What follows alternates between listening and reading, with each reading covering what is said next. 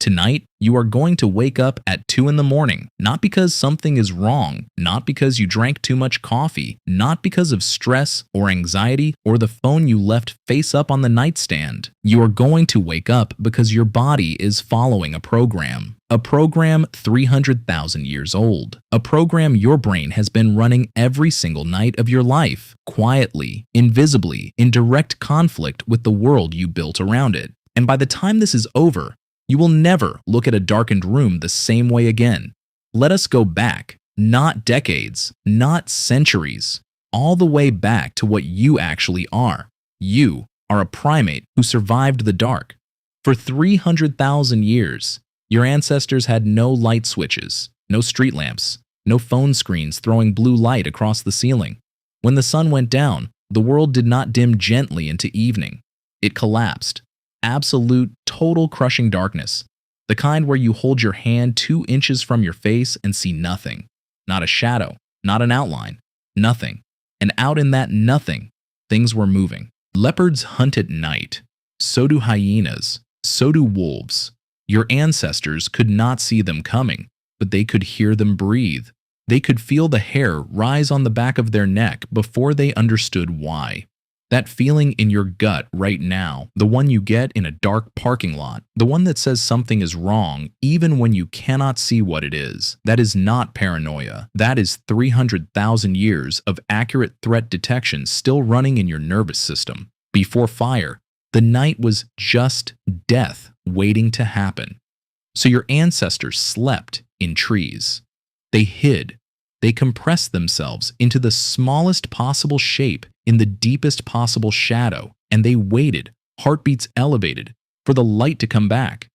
Then fire changed the calculation entirely. Here is what no one tells you about fire. Everyone talks about what fire gave humans in terms of cooking and warmth. Those matter. But the real gift was something far stranger. Fire gave humans the night. A controlled fire throws light roughly 30 feet in every direction, 30 feet of visibility, 30 feet where your ancestors could see the reflection of predator eyes before those eyes got close enough to matter, 30 feet of safety carved out of a world that was otherwise entirely hostile after sundown. Inside that circle, something extraordinary started to happen. Anthropologist Polly Wiesner at the University of Utah spent years studying the Juhuan Bushmen of the Kalahari Desert, one of the oldest living cultures on Earth, to answer a question that sounds almost too simple. What did people actually talk about around the fire? What she found was genuinely startling. During the day, roughly 80% of all conversation was practical. Who hunts where today? Which water source is safe? How to repair this tool? The language of immediate survival. Pure logistics. But at night, around fire, that ratio did not just shift. It flipped completely.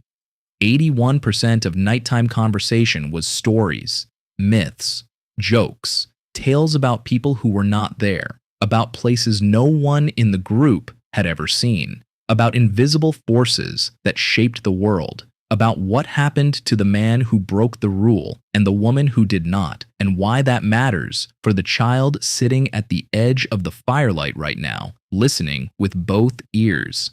The campfire was not just warmth, it was the world's first theater, the first classroom, the first church, and those 2 to 4 extra hours of firelit life every single night were not bonus hours of rest.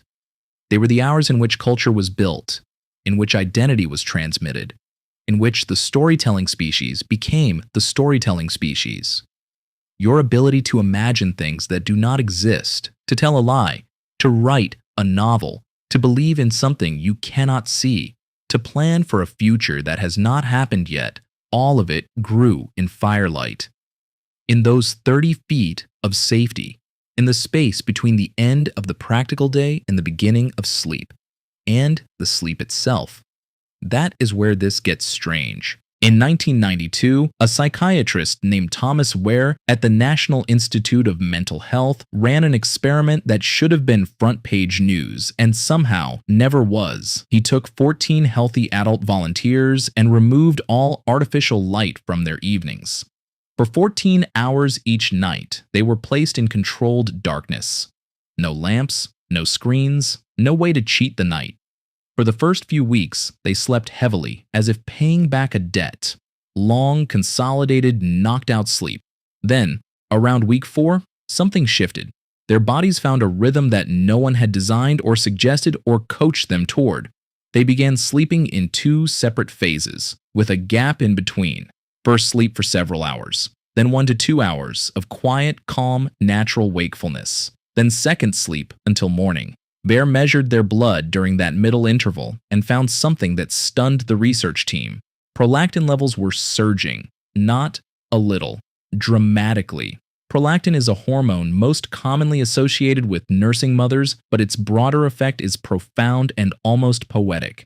It produces a state of deep, unforced calm, not sleepiness, not anxiety, something closer to the meditative stillness that monks spend years trying to achieve deliberately. Reduced cortisol, reduced heart rate, a quietness of the nervous system that modern life almost never produces on its own. And the volunteers were not distressed by this waking.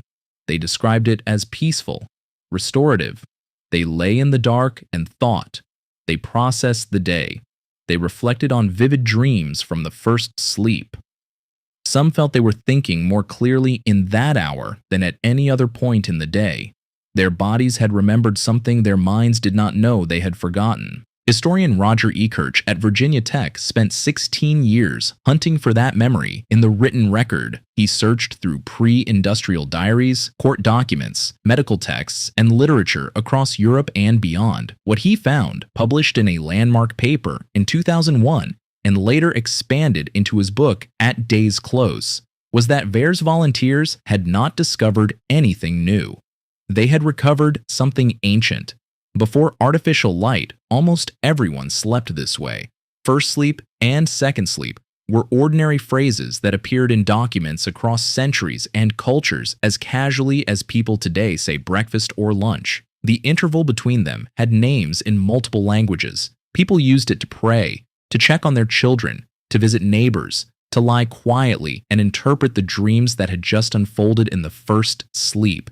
It was not a disorder, it was architecture. The natural architecture of the human night. That architecture did not disappear when the gas lamp arrived. It did not vanish when Edison threw the switch. It went underground, into the body, into the part of you that still wakes at 2 in the morning and cannot explain why. Psychiatrist Greg Jacobs at the University of Massachusetts Medical School has spent years working with patients who come to him convinced they are broken because they cannot sleep through the night. His research makes a striking argument. In many cases, the waking is not the problem. The anxiety about the waking is the problem.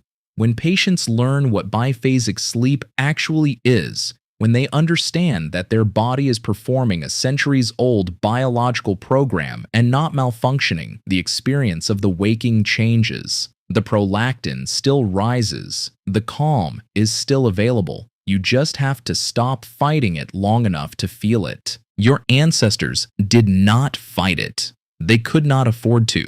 They lay in the dark between sleeps, inside 30 feet of firelight, with the people they trusted around them, and they looked up. This is the part of the story that lands differently once you let it settle. They could see the Milky Way, not the faint smear of light visible on a good night far from the city. The full, blinding, horizon-to-horizon river of 200 billion stars, undimmed by any human light on the entire planet. The interval between first sleep and second sleep, that peaceful, prolactin-soaked hour of quiet wakefulness, was spent lying under a sky that no living human being in any major city on Earth can currently see. Neuroscientist David Eagleman has described what darkness does to the mind when it is deprived of external stimulation. The brain does not go idle. It turns inward. It processes emotion that had no space to move through during the logistics of the day. It consolidates memory. It reaches for meaning. It asks the questions that only arise when everything else goes quiet. Your brain evolved doing that in darkness for 300,000 years, between sleeps, under stars, around fire. in the company of people who were telling stories about the very sky above them. The capacity you have right now to ask the questions that feel too big to ask in daylight, that capacity grew in that interval.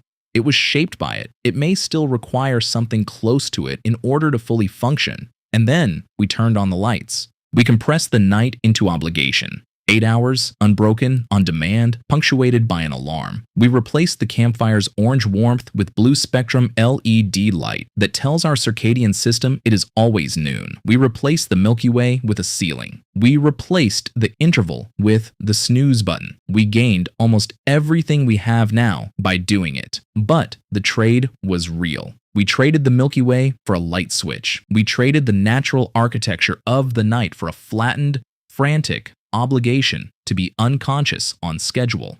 And our bodies have never stopped trying to tell us. So tonight, when you wake at 2 in the morning, here is what you know now. Your body is not broken. Your sleep is not disordered. You are not anxious or stressed or ill. You are an ancient primate running an ancient program, looking for the 30 feet of firelight that the rest of the world turned off. You do not have to reach for your phone. You do not have to lie there cataloging everything you have not done. Lie still. Let the prolactin do what it was designed to do. Think the thought that does not fit anywhere in the daylight. Let the quiet do what 300,000 years of human nights designed it to do. The switch has always been yours. And tonight, when you reach for it, when you flood the room with light and never think twice, remember what your body already knows, that the dark is not empty. That the night was never the enemy, that somewhere inside you, in the oldest and quietest part of your biology, there is still a human being lying by a fire, looking up at a sky full of stars, waiting for the second sleep to begin. That human being is you. It has always been you. And it has been waiting 300,000 years for you to stop running from the dark long enough to remember what lives inside it.